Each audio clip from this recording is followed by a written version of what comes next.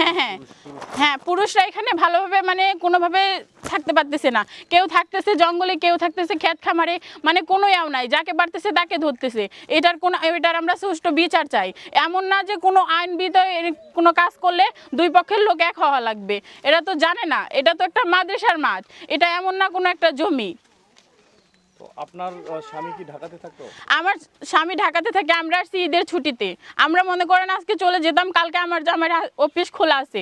আমার জামাই তো এখান বিষয়ে আমরা কিছু জানি না, ঠিক আছে। এরকম ভাবে নিয়ে চলে গেছে। কালকে আমার হাজবেন্ডের মনে করেন ডিউটি আছে, আমি ওখানে কথা বলতে পারতেছি না, আমি কি বলবো? তাহলে বলেন, ওই দুই ইনকামে আমার শ্বশুর শাশুড়ি সবাই মনে করেন চলে, আমরা কিভাবে থাকবো বলেন? আমার জামাই একজন গার্মেন্টস শ্রমিক, তাহলে আমাদের পেটে ভাত কিভাবে যাবে? আমাদের বাসায় কোনো একটা ছেলে মানুষ নিরাপদ নাই, তিনটা মানুষ। আমার সামনে 10 তারিখে আমার দেওরের এসেছে পরীক্ষা, আমার দেওর কেন ওখানে নিরাপদ আছে বলেন? আর দেবরকে কি গ্রেফতার করা হয়েছে?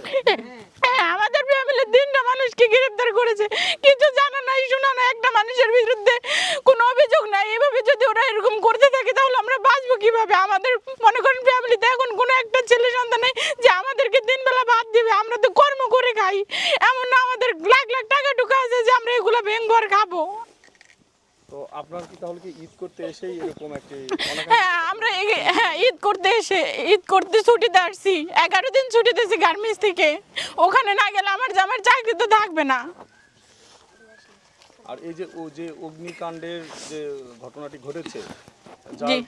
যার অভিযোগের ভিত্তিতে আপনার স্বামী বা দেবরকে গ্রেফতার করা হয়েছে, সেই ঘটনাটি কতদিন আগের?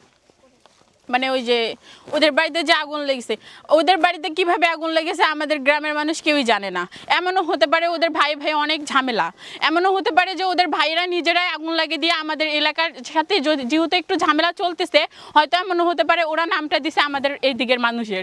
এমনও হতে পারে যে ওদের ফ্যামিলির নিজেরই কেউ যেমন শত্রুতাম করে আগুন লাগিয়ে দিয়ে, এমন হতে পারে যে এই জন্য এখানে এরকম মানে আচরণটা করছে। আর ওরা মিথ্যা মামলা দিয়েছে যে এই দিকের মানুষ ওদের ওই জায়গায় এমন ক্ষতি হতে পারে না যে ওদের নিজের ভাইয়েরাই আগুনটা লাগিয়ে দিয়েছে। কারণ ওদের ভাই অনেক শত্রুতামি, ওরা ভাইয়েরাই মিল নাই। তাহলে ভাবেন ওরা কত বড় একটা প্রতারণা করে এরকম ভাবে মানুষের নিষ্পাপ মানুষদের সাথে অন্যায়ভাবে আচরণ করতেছে। এখন আপনি কি চাচ্ছেন?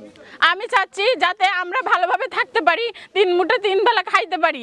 আমরা মানে এটা সুষ্ঠু একটা বিচার চাচ্ছি, আর কিছুই না।